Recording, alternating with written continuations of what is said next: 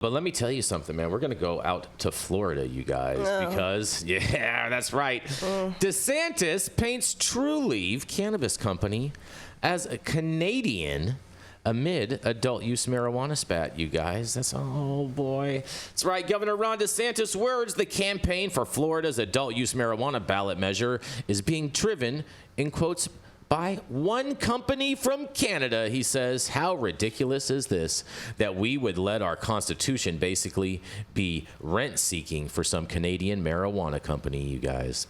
DeSantis said during a breakfast speech last month at the Republican National Convention, and also says in a quote, I mean, give me a break.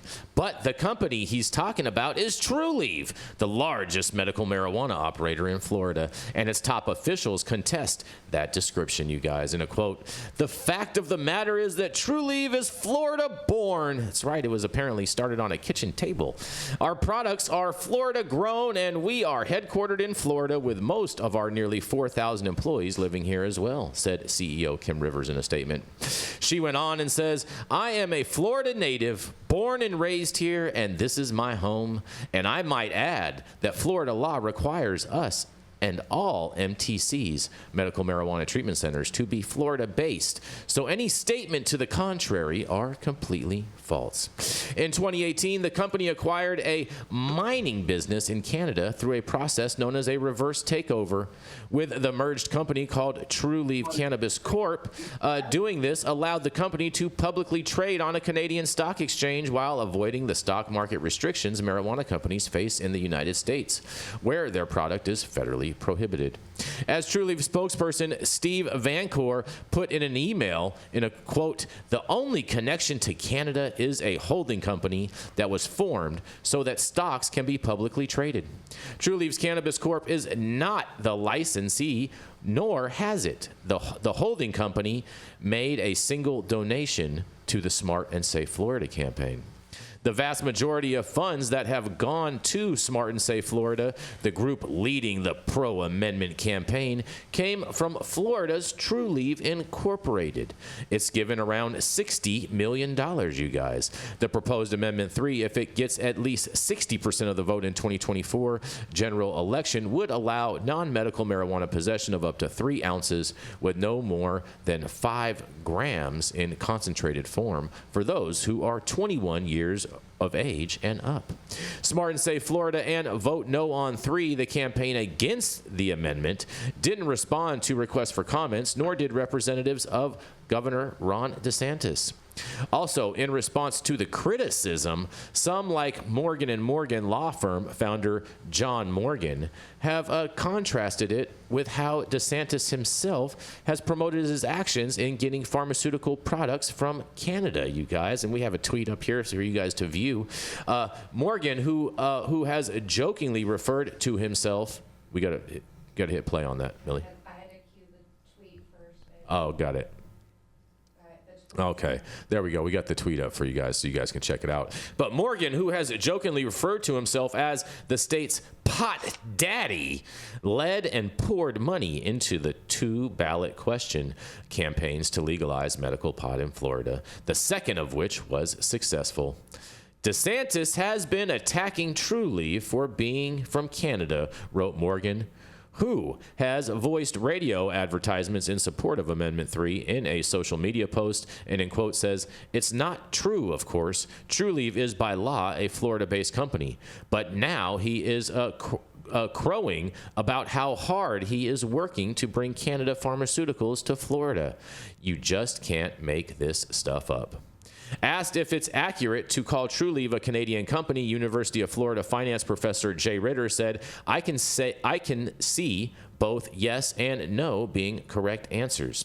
In a quote says, I'd be inclined to call it a U.S. company that is traded in Canada, Ritter said during an interview with the USA Today news network. And Florida And in a quote, my view on this amendment is people ought to be voting for or against it based upon their opinion about legalization of marijuana. And the fact that this company happens to be traded in Canada is pretty irrelevant for that decision, he says, you guys. Well, I kind of agree with that, but I have a couple other thoughts on this, and I can't wait to hear what you guys have to say about this. Governor Ron DeSantis saying no to Canadian weed. What do y'all have to say about this? Sounds like he followed the money. Right? Rico's not here to say it. I guess I will. I mean, I don't care that Kim Rivers grew up in Florida. You know my opinions on her, and I'll keep them to myself for the day and be a nice girl. But that's cool. I grew up in Georgia. My company's not a Georgia-owned company. It's a California-owned company. If you have Canadian investors and that's how you presented the stock, you know, whatever. I don't care if they put money into the campaign. Are they putting money into the company? Or are they pulling money from the company? Mm-hmm. Well, you know, one other thought. I would bear to agree with Governor DeSantis on this and referring to them as a Canadian company, because I believe once they do a reverse merger and they're tracking all their revenues for the Canadian Stock Exchange, those revenues, even though the sales are happening in the U.S., contribute to Canada's GDP as opposed to the U.S.'s GDP. Isn't that correct, Dale? Once you do one of these reverse mergers?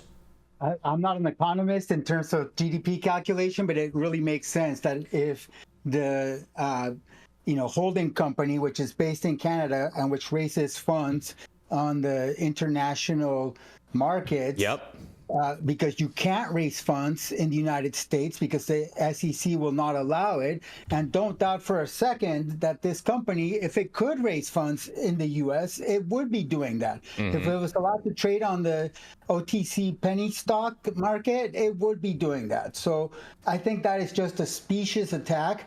I am really wondering why all these Florida Republicans are opposing cannabis legalization. We have Matt Gaetz, we have Ron DeSantis, we have somebody's, benevolent dictator who is saying, I don't know if it's good or bad for Florida, I don't know. Why are they not in support of something that's supported by 80% of the American population? That's an easy one. It's an easy issue. Omar, maybe it's a bad bill. Maybe they don't like the fundamentals of how the bill would work. That's an easy reason to be against it. You can still support medical cannabis and still vote no on Amendment 3.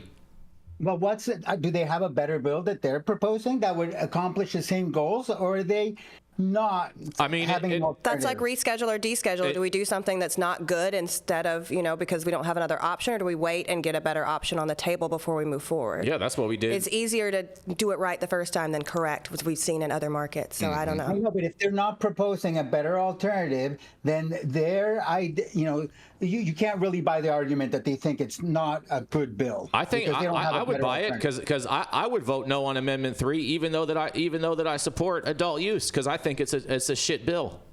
Right, because you would be supporting a better alternative. Well, the better alternative is to keep it the way that it is and come up with something better later. There doesn't necessarily need to be an alternative right this moment. I mean, it wouldn't even be on the ballot. So what's the point in harping about an alternative? Well, do you think that this measure is designed to help a specific company and was crafted by their lobbyists? Okay, yes. Well, that's a good critique. Why don't we hear that critique instead? That is the critique. That's one of the reasons that I wouldn't vote for it, because I believe that this is totally crafted by Trulieve to enrich and enshrine Trulieve, and the fact of all of that is that all of those revenues, Omar, as I previously stated, would be going to Canada's GDP and not the U.S.'s GDP because of that reverse merger, because they are a Canadian company, in my opinion. Oh, but it's all politics. And, we are getting into that period where all we hear is mud. And this just sounds like mudslinging. I mean, so a Canadian pot company's bad, okay? Oh, come on, that's not a good Dale. reason to vote against this. Come on, Dale. You don't like going to the monster truck rally and watching all the mud fly? Yeah. Well, but what I don't like, come on, what kind of question? What I don't like is you got to smoke weed for the nausea you get from watching these goddamn politicians throw mud everywhere. And I think you're right. Let's point to the issues. What is the problem you have? Let's bring it out and stop talking about, somebody's mother wears combat boots, or this is from Canada, or just nonsensical Your shit mom like wears that. I combat want boots. policies. I want to see, what do you actually have to say? What's your problem with this? What's your alternative? Because I was taught, if you point out a problem and don't bring a solution forward, you're just fucking whining. Stop whining. Let's talk about the issues here. I think Governor DeSantis' solution to this is the fact that he's siding with all the hemp producers out there with all their products and is allowing the bill that was going to really regulate them to just basically die in the legislature. Well, and that's the money trail, okay? They've got the money. They don't have all these restrictions that we have. I mean, hell, they can still sneak, Delta-8 into these products. There's all kinds of freedom they have that we don't have. And so, yeah, they're an industry, and they're going to scream and yell whenever they try to bring these industries together. But that just obfuscates the real issues here. Cannabis has been strangled for decades here. We've been fighting to try to just get our head above water. And every time you do, somebody comes and says, oh, you're a Canadian cannabis. So fuck you. What has that got to do with the issues here? Well, first, I can tell you one of the main issues with it is that Canadian companies produce mids. I think that's a big. Just saying. That's not the issue. That's not the biggest issue. I have the Canadian market. I would probably look at more of their false inflation of their stock prices. Oh, it yeah, caused everything to bottom out in 2016, 17, and 18. I would look at the fact that they're doing things like this Trulieve play where they are traditionally. I mean, I think that's an issue. This is an American company. This is an American industry, and we're allowing the money to be funneled out into a foreign entity. And they might be our friendly neighbor to the north, but that doesn't fucking help us very much, especially where our economy is at the moment. I wouldn't consider them a friendly neighbor, but that's cool. Did it in air quotes. I have some Canadian friends. Okay. Where's the discussions about taking away all the handcuffs and the hog ties and everything this industry has on it and opening up so we can be a real legitimate business instead of fighting about nonsensical shit around the edges? Bottom line here is that cannabis should never have been put where it is. Keeping it where it is just absolutely scientifically stupid. Let's talk about that instead of, oh, it's a Canadian company. There's some things to talk about there, but the real heart of this is that those of us who think cannabis is better than alcohol are just being throttled. Some of us throwing our ass in prison for daring to speak up and say the whole policy is full of shit. It has no scientific basis to it. It's political. It's based way back in these Protestant right-wing, I don't want anybody to touch alcohol types of nonsense stuff from the end of the 1800s, the early 1900s, and we still can't get through this because their mama said smoking weed's bad. So now we're going to fight about what? You know what I wonder? You know what I wonder, since this issue has been brought up, if this is gonna dovetail into some type of a lawsuit if it does pass, and them say that it was foreign election interference in a U.S. election because of money from a Canadian company. Yeah, the full employment, a lawyer's full employment act, right, Omar? Everything violates the Constitution now. Jeez. Absolutely. Let's get the Commerce Clause up here, and let's talk about that and why the Commerce Clause has subsumed all of our Bill of Rights now and allow the federal government to do whatever they want to do, and it has a substantial impact on commerce, so therefore I can do whatever I want to do. That's a nonsensical place we found ourselves. Mm-hmm.